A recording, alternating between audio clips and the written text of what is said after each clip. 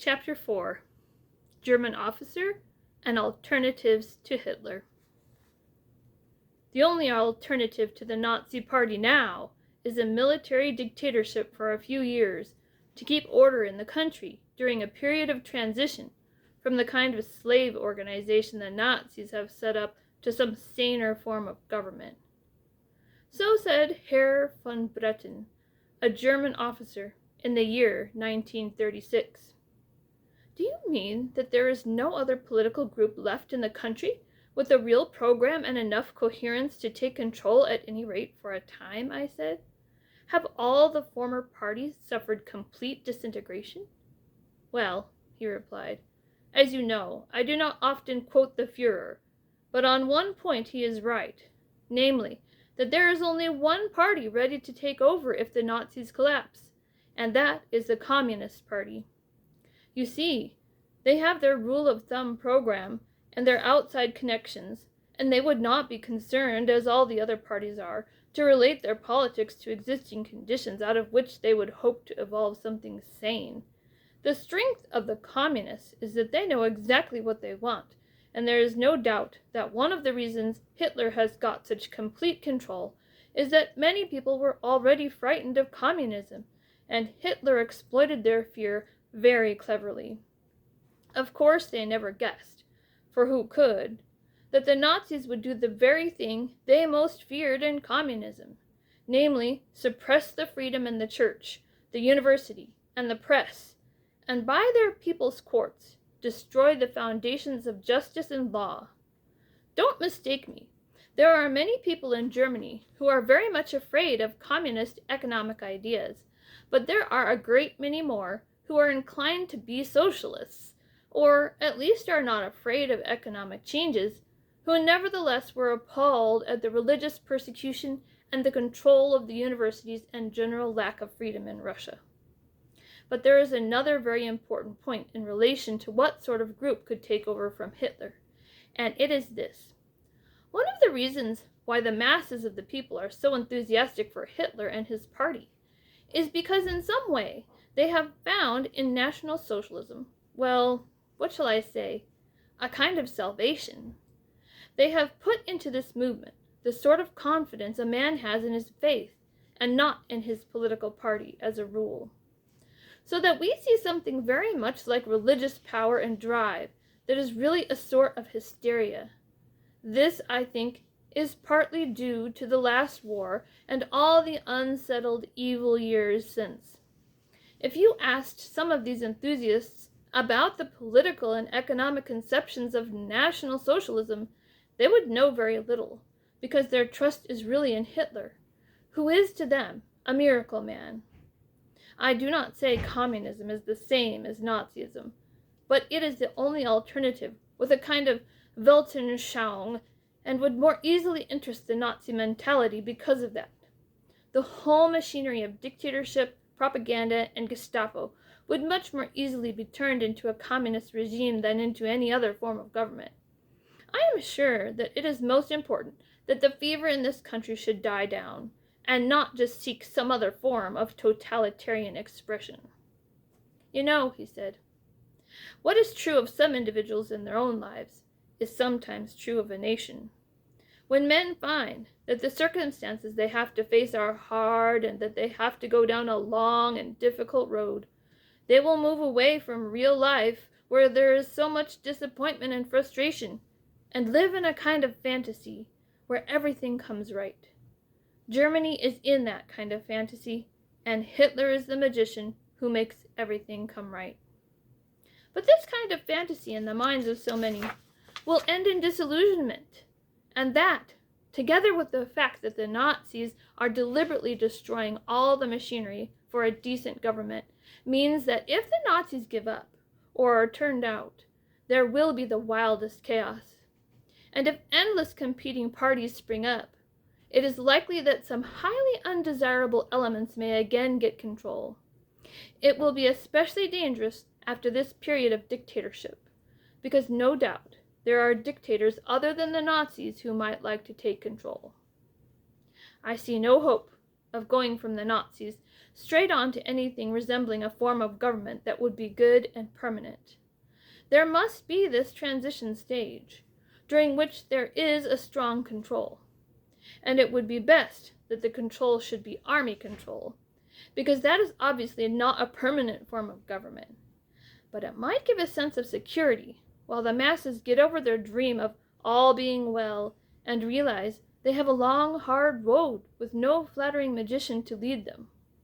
During this interim period, the state must find some better means of governing than a dictatorship of gangsters. Herr von Bretten said, "After all I have told you, you will realize how vital we feel it to be that the army should keep as free as possible of the Nazi machine. You probably know that Hitler wants to do one of two things. First, he suggests that the SS should be armed as a separate army division. Most of us are deeply opposed to this. Hitler wants the SS to be a kind of private army for himself, so that if trouble came in Germany, he could fight to keep his control. You can see how dangerous that would be, as it would be, as it were, a second army, a sort of Praetorian Guard. The alternative he wants, if he cannot get this, is to Nazify the army. He has some plan to insist that those who aspire to be army officers must go into the SS for a year first. Both these things we shall continue to oppose, and when I say we, I mean all the different elements in the army. We have our fire eaters, of course, and we have some in the army who want war, because they want the chance to wipe out the defeat of 1918. I do not agree with either of these groups of officers, but we all agree that the party, and in particular that loathsome fellow Himmler, shall not control the army. The German army belongs to the German Reich, and it must stand alone as the only armed force within the nation." I did not see this officer again for 2 full years after this conversation. In the meantime, the grip of the Nazis over Germany had become a stranglehold, and among many people the belief in Hitler as a magician had increased, especially since the seizure of Austria. Also, the whole international situation had become much more dangerous, and the German army had now grown very much stronger and bigger. Herr von Bretten phoned me one morning, after he heard I was in Germany 2 years later. I thought the colonel was looking tired and strained, as so many officers looked in 1938, and he told me that his son, who had been transferred from his cavalry regiment to the German Air Force, had only had 10 days leave in 3 years. "We work at an almost impossible rate just now," he said. Herr von Bretten turned to me and said, "The situation looks dangerous enough now. What do you think?" Ignoring the question, I said, "Do you remember our conversation in 1936? Herr von Bretten nodded. "Then you know what I'm thinking. Why doesn't the army take over power in Germany now and throw the Nazis out? You are much stronger than when you talked to me 2 years ago, and the situation is, as you say, far more dangerous. You told me then that a temporary military dictatorship was the inevitable next step. Why delay? The Nazis will certainly land us in a war if they go on as they are doing now." He remained silent for a moment and said, "Excuse me using your slang English, but what the hell could we do with Germany if we did take control now?" Then getting up, he crossed the room and detached his telephone, saying with a wry smile, "It is always best to be as safe as possible.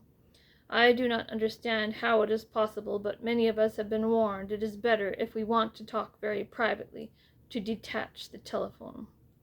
"You see," he said earnestly, "the answer to your question cannot be found in Germany anymore, and certainly not in the German army.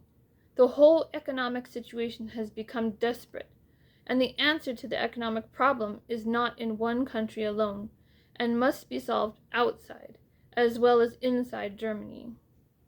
There then followed a terrific onslaught on the whole economic structure of Nazi Germany as something which must collapse unless some form of international economic cooperation comes in to save the situation. I know, he went on, the Nazis talk of labor camps and no more unemployment. Labor camps may be good as temporary ambulance work, but they are no cure. There is less unemployment, but the unemployment is on war production. If the army took over now and did not continue this war production, there would be collapse again. What is the good of the army taking over a state that must go to war or collapse? It would only mean a communist rising, and all we should have done would be to have prepared the way for another equally and dangerous slave government. No, dear lady, if, and imagine it as possible, France, England, and America could come to some economic arrangement with this country so that health might be restored to all of us and war avoided, then, with the prospect of real recovery, the army could take over till a good political system was evolved out of the chaos these Nazis have created. But that is all a hopeless dream.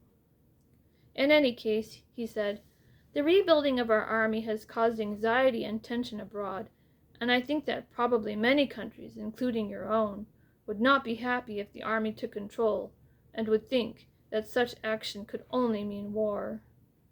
Also, another great difficulty arises, because the army officers are now all so terribly hard worked that they have no time for politics.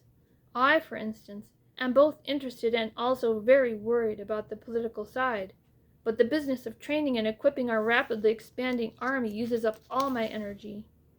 No, he said, if there were some other reasonable alternative, or even if some of the moderate elements who were in the party at the start could have taken control, then the army might back up such changes, but it cannot initiate them. I am depressed just now, partly because I am so tired. I sometimes think it is part of the Führer's policy to make officers so tired, or at least so busy, that they will leave politics alone. You certainly make me feel there is no way to escape war, I said. But what then? No, he said, I do not think war is quite inevitable. I think it is a race against time. I feel certain that if we have time, this country, I mean groups within it, such as the church, the civil service, the professions, and the labor group, will somehow create real opposition. But they are only slowly recovering from bewilderment at the situation in which they find themselves. It is a race between the real Germany reasserting herself and finding a way, however difficult, out of this slavery and war. But there is one thing I am glad to tell you. You remember Hitler's idea of forming a separate SS army? That at least has failed. So we can be sure there will not be an armed force to try to keep the Nazis in power when at last we have a chance to throw them out. It would be dangerous to have an SS army in peace. In war, it would be even more dangerous. I came away that night greatly depressed. There is a kind of helpless fatalism in many, even the best Germans, that is most puzzling. How is it, I kept thinking, that with so many anti-Nazi groups in the church, professions, civil service, etc., they can forge no instrument of opposition, but seem paralyzed?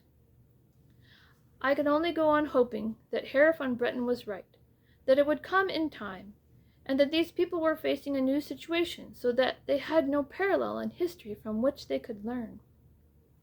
I became more and more convinced that in the early days of National Socialism, these considerable groups outside the party did not begin to realize the danger of the whole Hitler business until it was too late.